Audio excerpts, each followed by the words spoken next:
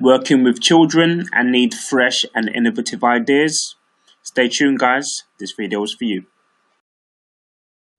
So the first behavior that we will look at is destructive attention seeking.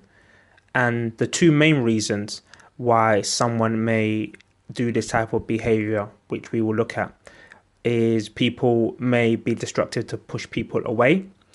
And people may also be destructive to draw people closer to them, using the behavior as a sort of bait to draw people closer. So the first one we will look at is pushing people away. And some of the affirmations which I think would be really helpful with this type of behavior are: I want you to be here, I want to care for you, and I like being with you. The first strategy which I think would definitely be useful is trying to use consequences to have a good level of interaction.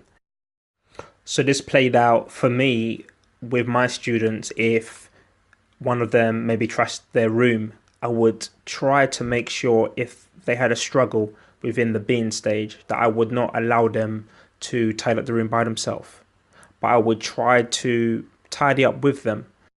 And I would do this to communicate the fact that I like being with them, even though their behavior was unacceptable. Because of the challenges that they had, it was important for me to make sure that I was engaged with them in the consequence. A second strategy that you could use is try to have a space or a specific time for that young person to share. So the example that I can give is some of my students really struggle with having people close to them and will do anything to push them away. So one thing we do is we have a specific time in the day, it could be once or twice, called tutor time. And this space is designed for the child to relax and to have that one-to-one or even two-to-one opportunity to talk about, to do whatever they want to do.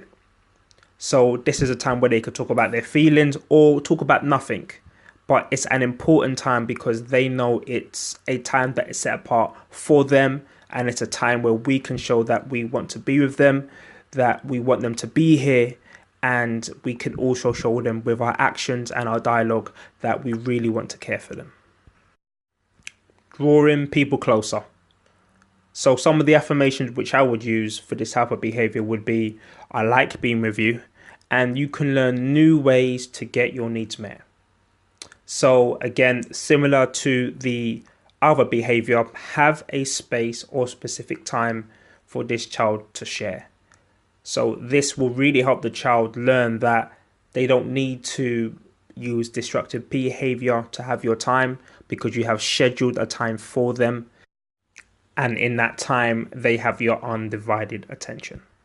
Another strategy, which I believe is really, really important within this type of behavior, is only affirm positive attention seeking. And I will use an example again with one of my students. Student would normally come in, be really dysregulated, started to trash his room in a bid to try and get one of his favorite teachers. One thing that we would always do is ignore it. If we couldn't ignore it, then we would make sure that we made clear the expectations for how that student would be able to have the interaction that they wanted with that staff member. I.e., we would say, your room needs to be tidy and there needs to be no shouting. If there's no more shouting, then maybe we will be able to get Greg from the staff room if he's not too busy. So again, these quite clear boundaries are really, really important because they start to teach the child the type of behavior that they should be using to draw people closer. The next behavior that we will look at is you may be dealing with a young person who is very withdrawn, likes to keep themselves to themselves. So some of the affirmations that I think are key within this part of the being stage are: I want you to be here and you belong here. So two of the strategies that I think that would really help are: try to make a fuss about the child being around. So if you have a student or child that likes to kind of keep themselves in their room, if you're able to get them out with maybe loads of encouragement, really celebrate and make a really, really big noise to help really show the child that they are really, really wanted and that their presence has an effect on you, which is really, really positive. The second strategy, which I'm going to talk about with a story, is try to engage the child with fun activities.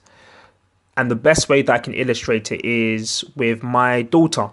So she tends to be very withdrawn and likes to kind of keep herself to herself, and used to be very, very shy. But what I noticed was some of the games and activities that she liked to do were quite active. So it could be bike riding and stuff like that.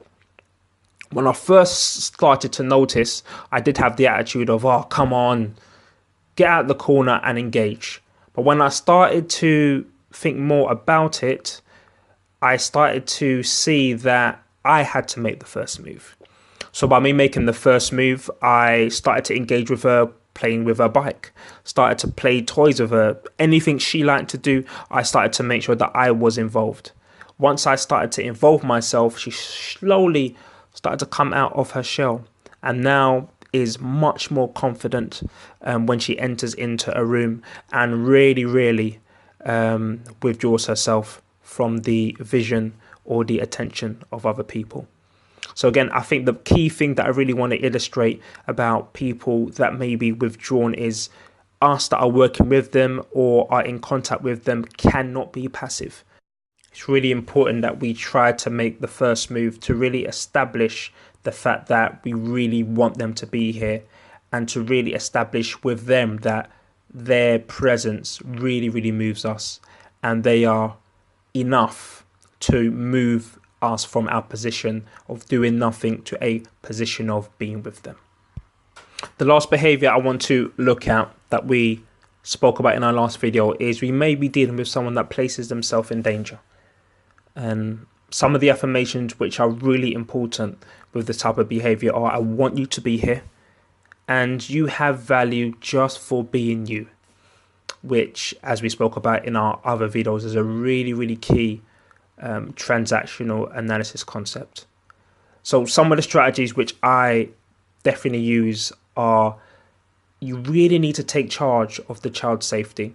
So in the beginning of working with a young person or with your child, you need to take charge of their safety. You need to do the thinking, so to say, for them. So if you know that if Johnny sees a knife, if Johnny sees pens, if Johnny sees things, he will put himself in danger. It's our responsibility to make sure as much as we can that we safeguard Johnny. So if it's sharp things, we have to make sure that sharp things are locked away. If it's pens and other stationery, then we have to make sure that we lock these things away until Johnny is in a place whereby he's able to start thinking and valuing his life better. And the last strategy, which is really, really important, is you need to find an activity that they excel at. So with one of my students, as I always seem to talk about, I had a student that was very, very violent and would self-harm.